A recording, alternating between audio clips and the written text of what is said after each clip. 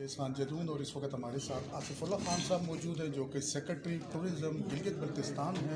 ہم ان سے یہ جاننا چاہیں گے کہ جیسا کہ آج آپ نے یہ جتنا بھی ایونٹ کے متعلق ہمیں تفصیلات بتائی ہیں, اس تفصیلات کے متعلق آپ ہمیں مزید یہ بتا دیجیے گا کہ اس دفعہ آپ کے ٹارگٹ میں کتنا ٹورسٹ ہے, جو کہ لاسٹ ایئر تو وہ 1 ملین یعنی 10 لاکھ کے قریب آیا تھا.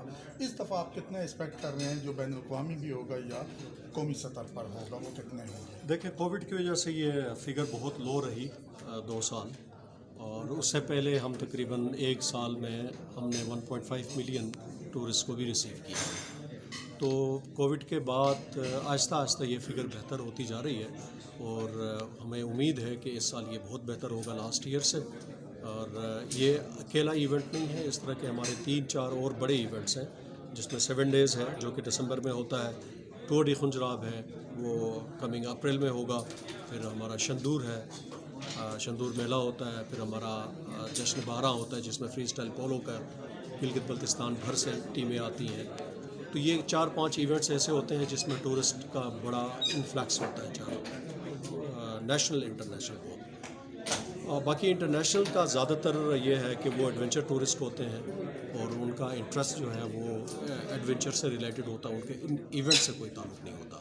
لیکن جو جنرل ٹورسٹ انٹرنیشنل آ جاتے ہیں تو یہ ایونٹ بہت فائدہ دیتے ہیں, کیونکہ ان کے تھرو ہمارا یہ میسج پورے دنیا کو پہنچتا ہے. اچھا, آپ نے اپنے خطاب میں ایک بات یہ کہی کہ پہلے یہ 3 مہینے کا ہمارا ٹورسٹ تھا, اب ہم نے اسے بڑھا کے 8 سے 10 مہینے کر دیا ہے. اس کا ذرا میکینزم ہمارے ناظرین کو بتا دیں تاکہ ان کو یہ پتہ چلے کہ وہ جو موسمیاتی تبدیلیاں ہیں یا اس کی سختیاں ہیں وہ اب وہاں پر اس طرح سے نہیں ہیں, اس کے لیے انتظامیہ نے انتظامات کیے. یہ آپ کی بات بھی درست ہے, لیکن اس کے پیچھے اصل فلسفہ یہ ہے کہ لوگ گلگت بلتستان کو صرف گرمیوں کا ڈیسٹینیشن سمجھتے تھے, اور وجہ یہ تھی کہ گرمیوں کے علاوہ اور سہولیات اگر کوئی آپ آنا چاہیں وہ سہولیات ملتی نہیں تھی.